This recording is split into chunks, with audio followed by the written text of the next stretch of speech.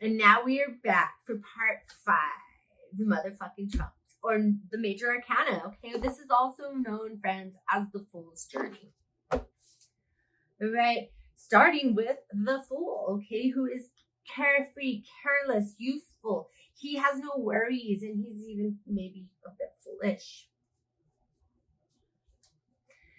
Followed by, he's number 0. He doesn't even have his own number. He hasn't really started anything yet. He just wants to. But he has a lot of faith and very little planning. We'll have to see how that works out for him. The next card, number 1, is the Magician. He is the card of manifestation. He can represent a doctor or a pharmacist, but he can also be a trickster, a con man.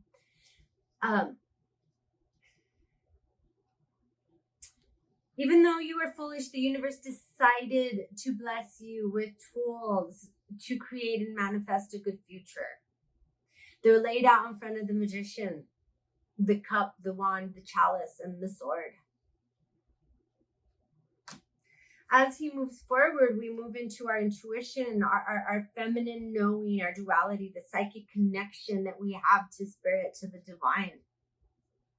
We realize that we can't do it on our own. Even though we might have the tools and we might be the magician, we still need to tap into spirit to really make it happen. Okay, which moves us into the Empress, card number 3. She's the pregnant mama. She is the mama. She's the one that creates creativity, motherhood. We figured it out. We took our tools. We said, hey, universe, let's work together. And now we're making something happen. We've created. But as in the tarot, just as in all things, our Empress couldn't do it alone. She needed an emperor, foundation, stability, a father, a boss. Now that the Emperor and the Empress have found each other, our journey introduces us to the Hierophant, who is the advisor, the teacher. He's a priest, a holy man, a counselor. He can represent the institution, a school, a hospital, right? We're getting institutionalized. We're making it official, our Emperor and Empress. Which leads us into our lovers. We roll into a choice. It's about morality. It's about a union. It's about a spiritual connection. It's about right and wrong. Now that we know we can create, now that we know there's an establishment, do we follow the rules or do we choose other things?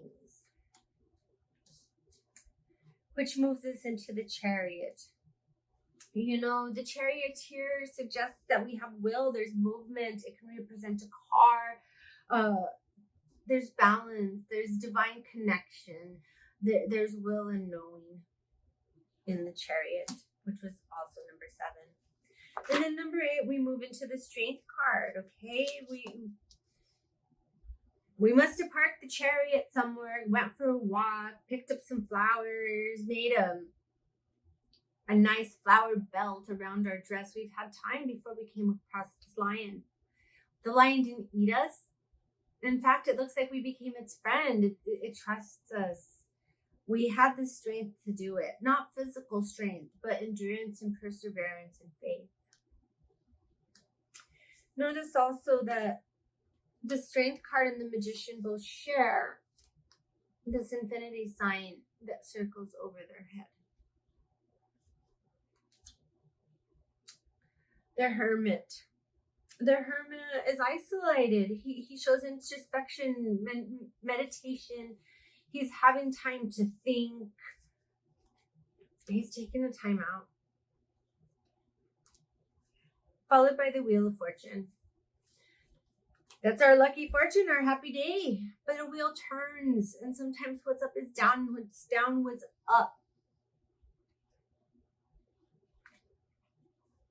Luck is what you make it. It's where preparation meets opportunity. We can't always be on top, and we can't always be down. The Justice card. The Justice card shows balance, fairness, legal stuff. It's the card of Libra. Moving into the Hanged Man. And the Hanged Man, we're suspended. We have changed perspective. We have a refusal to move forward. There's something for which we need to let go. Well, when we let go, essentially we die, but not an actual death. We've changed. The perspective changed when we hung ourselves upside down and we saw things a new way. It caused a rebirth and a renewal within us. We were able to release the past and move forward into our new self. Okay, but we didn't want to move forward without divine guidance. So we move into our angel, our temperance angel. We want to be patient. We're going to go with the flow. We're going to be grounded. We're going to know that with the right combination of heat and cold, we will temper to find the right consistency of our material. Okay, this is alchemy. We're creating our world. Where there's angels, there's often devils. And over here, our devil pops up. We lost our way. We discovered temptation, attachment. We're in chains. We're bonded. We have a destructive habit. It could be porn or sex or drugs or an abusive boyfriend. They say the devil can represent hot sex, and I mean, I guess, but really at the end of the day, this is not a good card. Sure, the devil can be fun to play with. Sure, booze can be fun to drink and drugs can be fun to do, but it's toxic. It's a poison. Think about what you're doing. Because, all that hedonism and shit is going to lead to the destruction we find in the Tower, which is our next card. The Tower represents sudden upheaval. Unexpected. I don't know how fucking unexpected it is, seeing as how we were just messing around with the devil and we brought it upon ourselves. But when it comes up in a reading, it suggests that you might not see it coming. It will usually lead to renewal and rebuilding, but it's going to be rough. You're going to be jumping out the building, out the windows, out the tower so that you don't burn.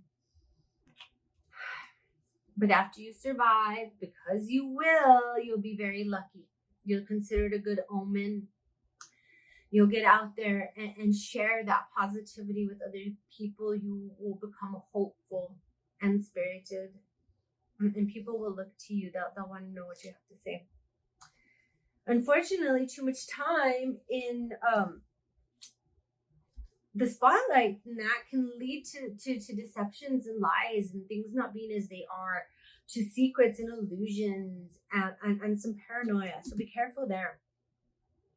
It won't last. After the moon, after the darkness, after night, there's dawn, there's the sun, it's a new day.